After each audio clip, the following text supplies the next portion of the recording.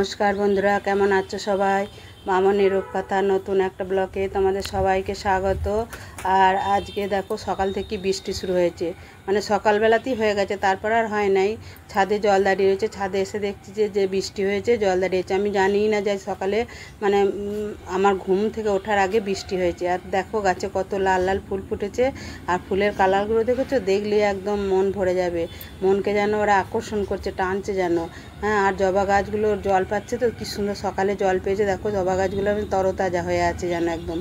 হ্যাঁ, আমি এই ফুলগুলো তুলবো, তুলে ঠাকুরঘরটা পরিষ্কার করব। ঠাকুরঘর পরিষ্কার করে ঠাকুরের বাসন টাসন ধুয়ে তারপরে আমি নিচে যাব। আমি তো হন্তদন্ত হয়ে ছাদে আসছি যে গাছে জল দিতে হবে, এসে দেখছি না, ছাদ ভিজে, গাছে মানে জল হয়ে রয়েছে। সকালে বৃষ্টি হয়ে গেছে, আর গাছের ফুলগুলো মানে একদম এত মানে ফ্রেশ লাগছে না, তোমাদের কি বলবো। ফুলগুলোকে দেখি মন ভরে যাচ্ছে। দেখো দোপাটি ফুলও কত ফুটছে, দেখেছো? আমি দেখলাম কালার যেমনই হোক, আমার পুজোর ফুল তো হয়ে যাবে। তারপরে দেখো নিচে নেমে এলাম। নিচে নেমে এসে আমার তোমাদের এখানে আমি প্রতিদিন হয়তো দেখাই না, কিন্তু তোমাদের বলেছি যে আমি আমার কাজের মেয়ে থাকা সত্ত্বেও আমি আমার মানে ঘর দুয়ার আমি একবার পরিষ্কার পরিচ্ছন্ন করে নিই, কারণ ও আসবে সেই 10:30 11টায়। আর আমি এই বাসি কাজগুলো জানো তো ফেলে রাখতে পারি না। আমি আমার যতটুকু মানে সাধ্যে কুলোয় আমি ঝাঁট দিয়ে তারপরে মুছে ঘর দুয়ার বাগিয়ে পরিষ্কার করে তারপরে আমি স্নান করে পুজো করি। আমার ওই বাসি ঘর পড়ে থাকবে, আমার সেই পুজো করতে একদম ইচ্ছা যায় না। তাহলে দেখো আমার কাজের লোক মানে থাকা সত্ত্বেও, হেল্প হ্যান্ড থাকা সত্ত্বেও আমি নিজে কাজগুলো মানে গুছিয়ে করে নিই। তারপরে আবার ও যখন আসে তখন ও এসে করে। হ্যাঁ, আমি দেখো ঝাঁট দিয়ে নিলাম, ঝাঁট দিয়ে তারপরে আমি আমার যে মপটা কিনে নিয়ে এসেছি, ওইটা কিনে নিয়ে এসে আমার খুব সুবিধা হয়েছে জানো তো। ওইটা আমি একদম ঘর টর সব একদম মুছে নিই। ওতে করে মুছতে অসুবিধাও হয় না, আমাকে ব্যান্ড হতেও হয় না। আর তোমাদেরকে আমি বলেছি না কদিন আগে কোমরে খুব ব্যথা, কোমরের ব্যথা নিয়েও মরে যাচ্ছি, কিন্তু তার সত্ত্বেও ঘর দুয়ার নোংরা থাকলে আমার একদম ভালো লাগে না।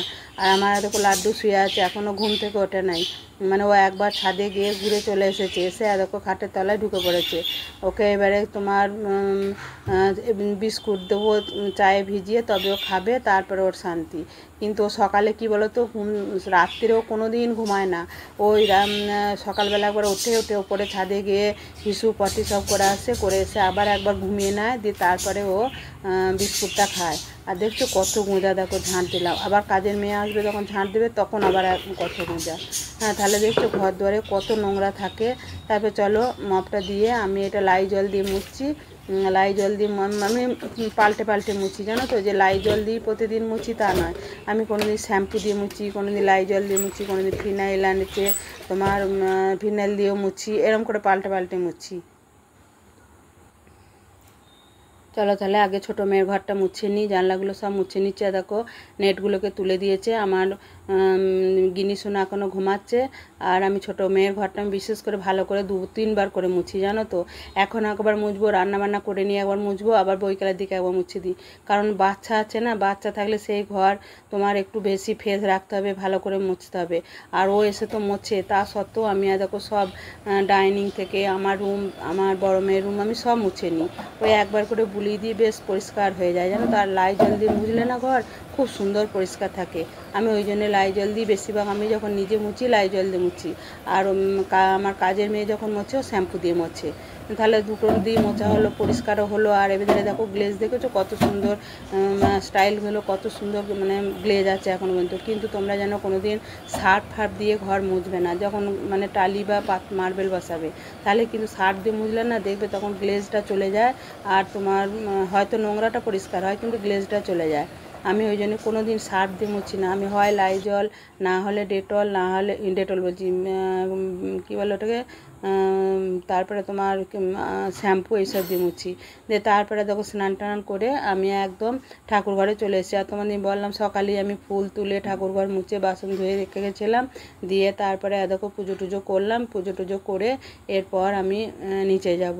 আর পুজোটা দেখবে একটা মানে কি বলবো, মন ফ্রেশ মেজাজ না থাকলে না পুজোটা করতে ইচ্ছা যায় না। ওই সকালবেলায় বাসি কাপড়টা ছেড়ে দিলাম, দিয়ে একটা মানে কাঁচা জামা জামা কাপড় পরলাম, পরে এসে পুজো করলাম, আমার সেটাতে বেশ মন বসে না। তোমাদের আগেও বলেছি আমি স্নান না করে পুজো করলে না আমার একদম ভালো লাগে না, আমার পুজো করতে ইচ্ছা যায় না।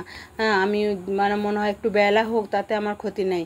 আমি ওই জন্য সকালবেলায় ঘুম থেকে উঠে বাসি কাপড় ছেড়ে এসে আমি গোপুসোনাদি তুলে দিয়ে জল বিস্কুট দিই, তারপরে ঠাকুর ঘরটা মুছি, তারপরে ঠাকুরের ফুল তুলি, যেদিন বাসন ধোয়া থাকে না বাসনগুলো ধুয়ে তারপরে আমি নিচে গিয়ে আমার কাজ সারি।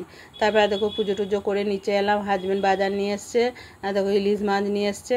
এবার ইলিশ মাছটা ধুয়ে আজকে রান্না করব না, ইলিশ মাছটা ধুয়ে রেখে দেবো ফ্রিজে। আর চারাপোনা মাছ নিয়ে এসছে, তাহলে চলো মাছগুলো ধুয়ে নিয়ে তারপরে এবার ফ্রিজে ভরে রাখবো।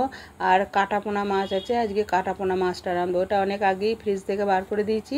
দিয়ে এবারে ওইটা নুন হলুদ মাখিয়ে রেখে দেবো, দিয়ে তারপরে ওইটা মানে আজকে ওইটার ঝোল করব কাটাপোনার। আর দেখো এটা চারাপোনা মাছ এনেছে, চারাপোনা মাছগুলো ভালো করে ধুয়ে নিয়ে তারপরে এটা লাড্ডুর জন্য প্রতিদিন দুটো করে হয়। আর হাজব্যান্ডও বলেছে আজকে আমি চারাপোনা মাছ খাবো, ও আজকে কাটাপোনা খাবে না, ওই জন্য 2 পিস হাজব্যান্ডের জন্য রাখবো। আর দেখো মাছটা ধুয়ে ফ্রেশ হলো, মাছটা দেখেছো খুব সুন্দর মাছটা আজকে এনেছে। তারপরে দেখো কোটোতে সব ভরে দিলাম। আর দেখো চারাপোনা আর আগের দিনে কাটাপোনাটা বার করে রেখেছি। আর ওর মধ্যে দেখো বাজার নিয়ে এসছে ডাঁটা, উচ্ছে, কাঁচা কলা, ধনেপাতা। আর এই যে তোমরা ভেন্ডিগুলো দেখছো এগুলো আমার গাছের।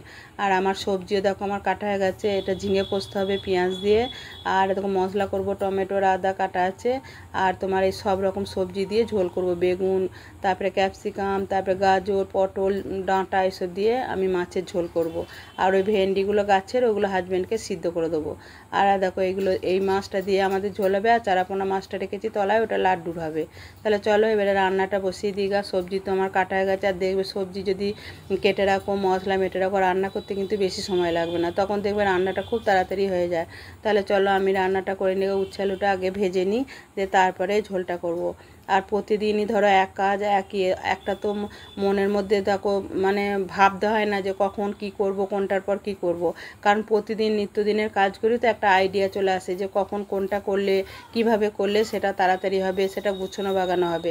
এটা কিন্তু মনের মধ্যে একটা আইডিয়া চলে আসে, তোমরা দেখবে।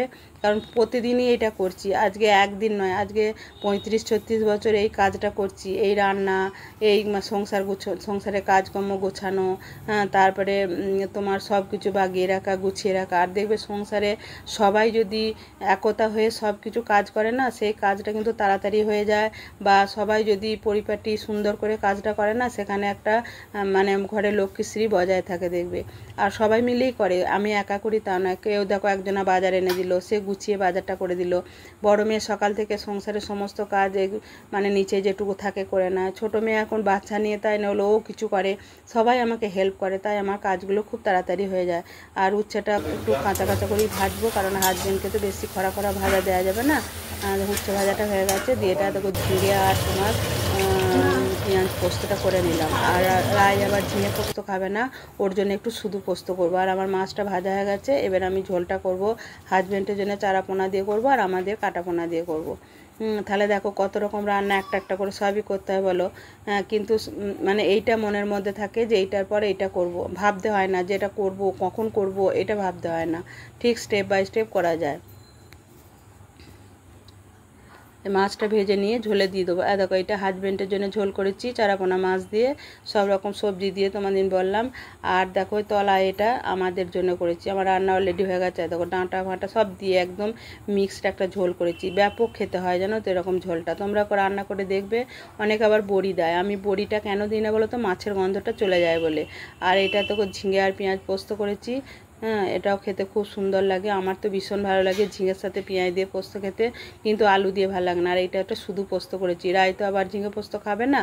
আর এটাও এই উচ্ছে আলু ভাজা করেছি, আমার রায় এই উচ্ছে আলু ভাজা আর পোস্ত দিয়ে ভাত খেয়ে নেবে, ও মাছের ঝোলও খাবে না। ওর খাওয়া খুব মানে কি বলো তো মানে খুব বিচার করে খাওয়া। দিয়ে তারপরে দেখো খাওয়া দাওয়া করে সারাদিন রেস্ট নিয়ে সন্ধ্যাবেলায় আবার তোমাদের কাছে চলে এসেছি। এই যে আমার সুনিতা দুটো তাল নিয়ে এসেছে জানো তো, এবার তালটা 2-3 দিন ধরে এনেছে, তালটা মারবো করছি, সময়ই হচ্ছে না। দিয়ে দেখলাম আজকে সন্ধ্যাবেলাতেই তালটা মারি, একটু রেস্টও পেয়েছি সারা দিনটা। আর লাড্ডু দেখছো সমানে এইখানে এসে ঘুরু ঘুরু করছে, ওকে বেঁধে দিয়েছিলাম, ওই জন্য গলায় বেলটা বাঁধাই আছে। ও আমি যতক্ষণ যেখানে থাকবো ও সেইখানটা থাকবে, ও কোথাও থাকবে না, ওর মা যেখানে থাকবে ও সেইখানেই থাকবে। দিয়ে দেখো তাল দুটো মেরে নেবো। ওই মইটা ভালো করে ধুয়ে মুছে নিলাম। এই মইটা তৈরি করেছিলাম জানো তো, কারণ তাল না মারা নাহলে খুব অসুবিধা। আমি আবার ঝুড়ি পেতে কোনো কিছুতে তাল মারতে পারি না, এইটাতে খুব সুন্দর তাল মারা যায়, একদম পুরো তালের মাড়িটা পুরো বেরিয়ে আসে। চলো তাহলে তাল দুটো মেরে নিই, তোমরা আমার সাথে থাকো, দেখতে থাকো।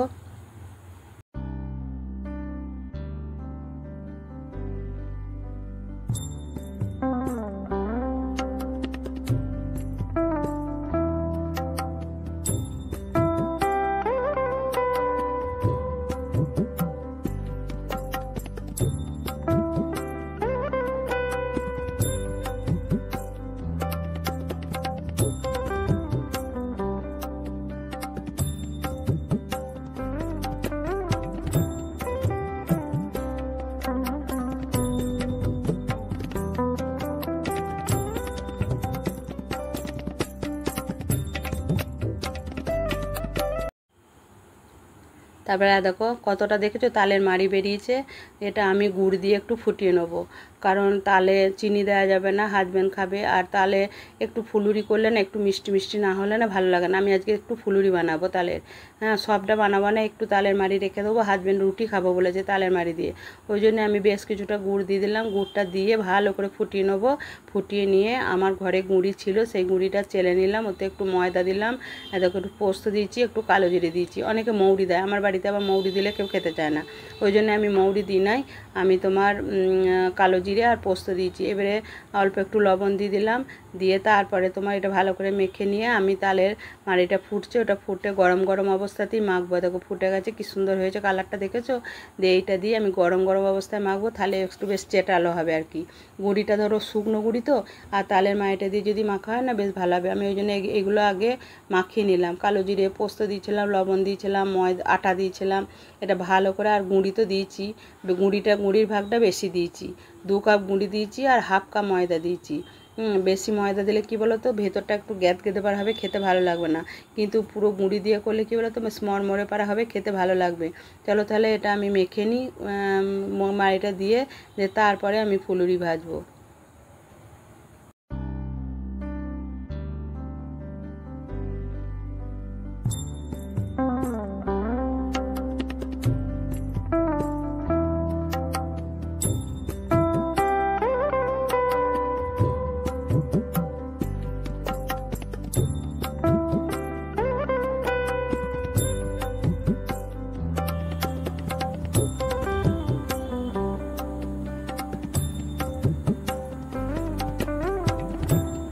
তারপরে দেখো কড়াইয়ে তেল চাপিয়ে দিয়েছি, আমার ওটা মেখে আমি আধ ঘন্টা মতো ঢেকে রেখে দিয়েছিলাম, কারণ শুকনো গুঁড়ি তো।